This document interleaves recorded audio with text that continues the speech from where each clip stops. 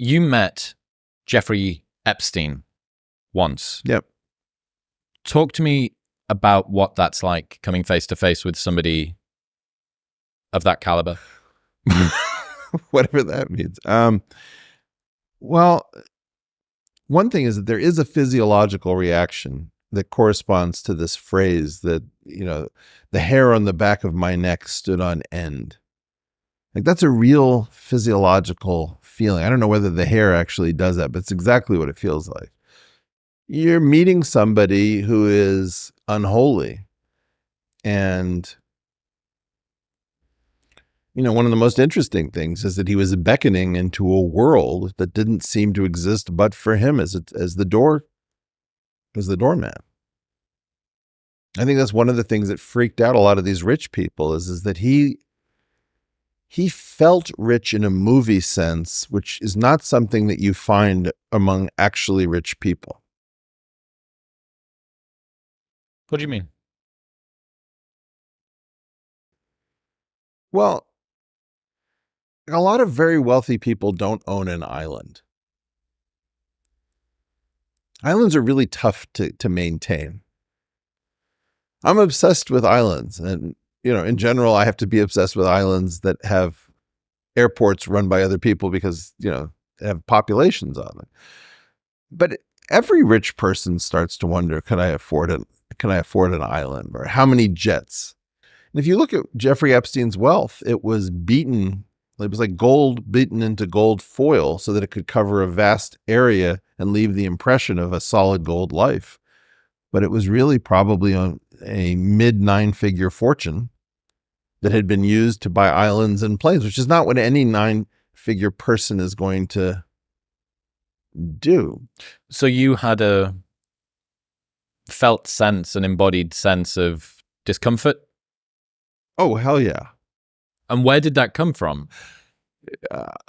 The fact that he had a lipstick camera pointed at me from an art object, that he laid a table that was preposterously long and thin with a tablecloth made of an American flag to make it look like a coffin so that I would spill my coffee on the flag of my own country.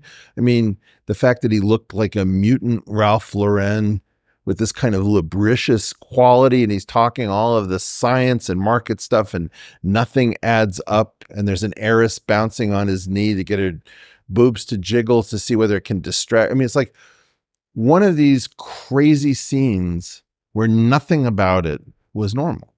There was no trace of a normal world. That sounds like a script from a movie. Yeah, I mean, I think part of it, John Travolta is like putting a gun to your head and forcing you to drink and break a code in a minute. Yeah, like that part of it. And then there was some sort of like, remember that story, The Most Dangerous Game, where a man invites you to his island so he can hunt you?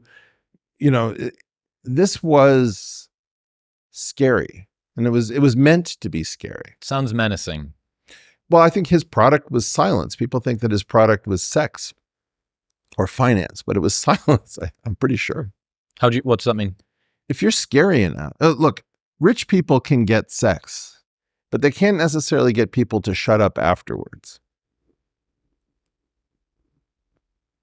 So my take on it instantly was, this is not an actual human. This is a construct of someone's. Someone has created a fake human being called Jeffrey Epstein, who's a mysterious currency trading financier with crazy rules so that no one would ever invest with him. And I think that was to keep people from seeking his investment services. I mean, he's labeled disgraced financier, but nobody has a record of trading with him. He was sitting there, he comes into the meeting and he says, well, Eric, I was just doing some currency trading. And I thought about that scene that you sometimes see in as a meme with Steve Buscemi with a skateboard over his shoulder. Hello, fellow kids, teenagers. Yeah, hello, fellow financial traders. Exactly. So I'm thinking, you don't really look like a rich guy who trades in markets. The thing that I'm finding myself intrigued by here is, It takes a moderate amount of cognitive horsepower to be able to piece together this theater that you sat down at, Yeah. deployed in a nefarious, malicious, manipulative way. Mm-hmm. But it's smart. What do you mean it's smart? Say more. It's not something that could be done by a simple mind. You think he did it? Oh, he has a team of manipulators? No, when I say I think he was a construct, I literally mean that. I think he was constructed, like fitted with a story. Oh, so you think he was a plant? No, I think he was a construct. What's that? Okay, you're going to have to dig into. I think Jeffrey Epstein, super genius financier, was not a thing that existed. Where did the money come from?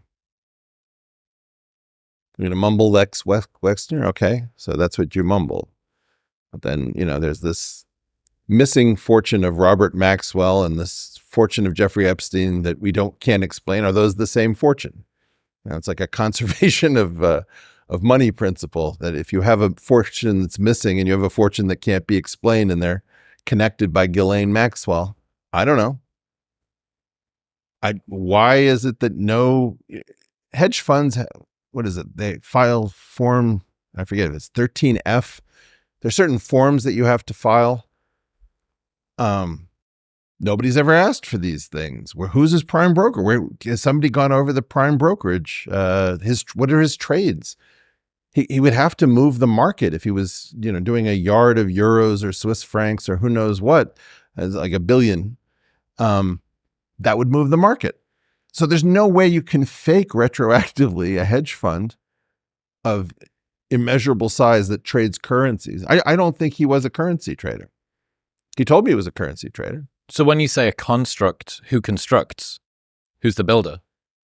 I don't know. I would imagine some version of the intelligence community. Sometimes somebody's cover gets blown. We have a very famous, unfortunate story of Eli Cohn with the Mossad, where Eli Cohn was an Egyptian Jew who was fitted with a backstory that he was an Argentinian playboy who'd made a fortune in Argentina, but was Arabic in origin. And then he moves to Damascus and he takes out an apartment where he holds orgies and becomes the best friend of Hafez al-Assad, right? And so that's an example of a story we know. We know how the intelligence communities of the world create people who don't really exist. Construction of, I know that this is just a one-time thing here that you got to see, but the construction of the coffin-looking American flag, the spilling of the coffee, this weird power play thing that's going on, that seems, now that you say that it wasn't him even pulling his own strings, perhaps, it makes a lot more sense. But even that degree of sophistication, I learned this from Daniel Schmachtenberger. We sat down and he's spent some time with particularly powerful people. Yeah. And he told me this really harrowing story of somebody who has both the desire and the means to treat themselves like an apex predator against their own kind. And they said so. They broke the fourth wall about this and said apex predators don't care about the prey, but they saw their own kind as prey. And I asked Daniel, how does it feel to sit opposite somebody who isn't rate limited by the resources, who can not only dream to have this, plus have the motivation or lack of virtue or integrity to go ahead and consider doing it, and then has the capacity, the assets to be able to enact it. Sure. And it's reminding me, it's giving me this same something. It feels like it's up on the top of my head. It's giving me some sort of a sense like that. This was intended to be terrifying. It wasn't an accident. It was intended to be as fascinating as it could possibly be, which it was, and terrifying at the same time. And it achieved both. It achieved both objectives. I mean, I was given an opportunity to meet him again. I didn't know what to do. mean, the other thing that I just found really weird is that he knew about my research, and it turned out that he was connected to my graduate department at Harvard. So he had a connection to the Harvard math department, unbeknownst to me. I don't know when that began. I know two of the professors he was connected through. But this is some unholy story. It has nothing to do with Jeffrey Epstein. It has to do with whatever this thing was. We tripped over a thing. We tripped over a structure. We named the structure Jeffrey Epstein.